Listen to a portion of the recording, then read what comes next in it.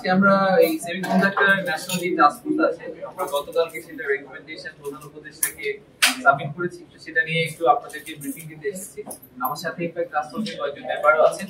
আমি একটু টাস্ক ফোর্সে যারা ছিলেন তাদের নামগুলো একটু বলি, আর যারা আছেন তাদেরকে আমি পরিচয় করে দিচ্ছি। তো আমাদের প্ল্যান ছিল যে আমরা টাস্ক ফোর্সটা একটা অল পার্টি টাস্ক ফোর্সের মতো করব, যেখানে সরকার থেকে কিছু মানুষ থাকবে, ইন্ডাস্ট্রি এক্সপার্ট থাকবে, একাডেমিয়া থেকে কিছু মানুষ থাকবে, আর প্রেসিডেন্ট বাংলাদেশি যারা সিলিকন ভ্যালিতে আছেন বা সেমিকন্ডাক্টর নিয়ে কাজ করছেন এরকম কিছু মানুষকে আমরা একসাথে রাখতে চাই। তো প্রত্যেকটা রিপ্রেজেন্টেশন থেকে তিনজনকে করে নেওয়া হয়েছিল, আর একজন মেম্বার সেক্রেটারি নেওয়া হয়েছিল বিডা থেকে। তো সরকার থেকে ছিলেন, আমি ছিলাম, আমার সাথে আমাদের আব্দুর রহমান খান যিনি এনবিআর এর চেয়ারম্যান ছিলেন, এবং Shish Haider Chowdhury secretary ICT division উনিও ছিলেন। আমাদের ইন্ডাস্ট্রি থেকে এনায়েতুর রহমান সিইও উল্টাসিনি এনায়েত এসেছেন আজকে, উনি ছিলেন।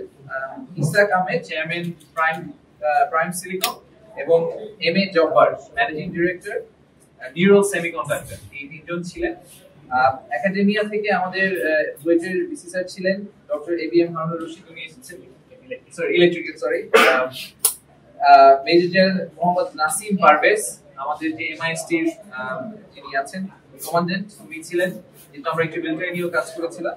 তার সাথে প্রফেসর আব্দুল আজিজ জি মাত্র trust pro BC pro vice chancellor BRAC university, উনি ছিলেন।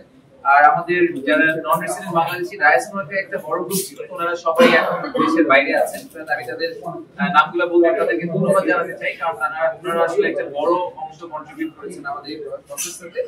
মাসুক Rahman founder green quest USA based, Mustafiz Chowdhury একজন সেমিকন্ডাক্টর এক্সপার্ট সিলিকন ভ্যালিতে, এবং Zahirul Alam CEO integrated development foundation IDF বলে।